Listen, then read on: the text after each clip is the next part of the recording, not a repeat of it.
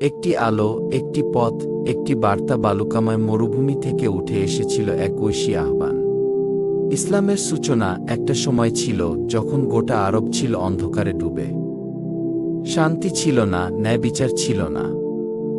নারীরা ছিল অবহেলিত, কন্যা শিশুদের জীবন্ত কবর দেওয়া হতো। লুটপাট, যুদ্ধ, মূর্তি পূজা, এগুলোই ছিল তাদের জীবন। এই অন্ধকারেই জন্ম নেন একজন মুহাম্মদ ইবনে আবদুল্লাহ সাল্লাল্লাহু আলাইহি ওয়াসাল্লাম। তিনি ছিলেন আলামিন, সাত, বিশ্বস্ত এবং নির্ভরযোগ্য। তার জীবনের উদ্দেশ্য ছিল সত্যের সন্ধান। 40 বছর বয়সে তিনি ধ্যানমগ্ন হয়ে সময় কাটাতেন হেরা গুহায়। রাতের নিস্তব্ধতায়, পাহাড়ের চূড়ায় তিনি চিন্তা করতেন, এই জীবনের উদ্দেশ্য কি?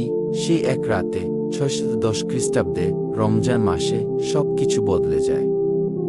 এক রহস্যময় আলো গুহায় ভেসে ওঠে। আল্লাহর ফেরেশতা জিবরাইল আলাইহি ওয়াসাল্লাম তাকে বলেন, ইকরা, অর্থাৎ পড়ো। তিনি ভয় পেয়ে যান। আবার বলা হয়, পড়ো তোমার প্রভুর নামে, যিনি সৃষ্টি করেছেন। এটাই ছিল কুরআনের প্রথম ওহী। এখান থেকেই শুরু হলো নবুয়ত। ঘরে ফিরে নবীজি সাল্লাল্লাহু আলাইহি ওয়াসাল্লাম কাঁপছিলেন। তার স্ত্রী খাদিজা রাদিয়াল্লাহু তাআলা আনহু তাকে শান্ত করেন। তিনিই প্রথম ইসলাম গ্রহণ করেন। এরপর ইসলাম পৌঁছে যায় আবু বকর, আলী, জায়েদদের হৃদয়ে। শুরু হয় গোপনে দাওয়াত। 3 বছর পর আল্লাহর নির্দেশে তিনি সবার সামনে ডাক দেন, লা ইলাহা ইল্লাল্লাহ, আল্লাহ ছাড়া কোনো সত্য উপাস্য নেই। এই ঘোষণায় কেঁপে ওঠে মক্কা। শুরু হয় নির্যাতন, বিদ্বেষ। কিন্তু নবীজি সাল্লাল্লাহু আলাইহি ওয়াসাল্লাম থামলেন না। সাহাবীরাও পিছপা হলেন না। কারণ তাদের সাথে ছিল সত্য, কুরআনের আলো। ইসলাম শুধু ধর্ম নয়, এটি একটি আলোর পথ, একটি শান্তির জীবনবিধান, যার সূচনা হয়েছিল মক্কার পাহাড়ি গুহা থেকে। আজ তা ছড়িয়ে পড়েছে সারা বিশ্বে।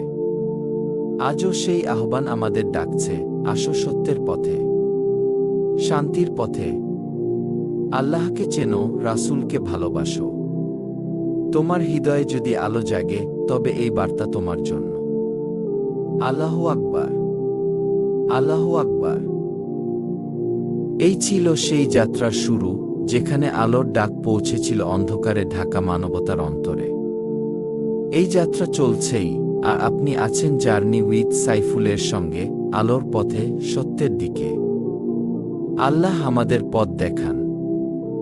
এই ধরনের ভিডিও পেতে অবশ্যই সাবস্ক্রাইব করবেন, কমেন্ট করবেন, কমেন্টে আপনার মতামত জানাবেন। আপনার মতামতকে মূল্যায়ন করে ভিডিও তৈরি করার চেষ্টা করব, ইনশাআল্লাহ। আল্লাহ সবাইকে ভালো রাখুক। আল্লাহ হাফেজ।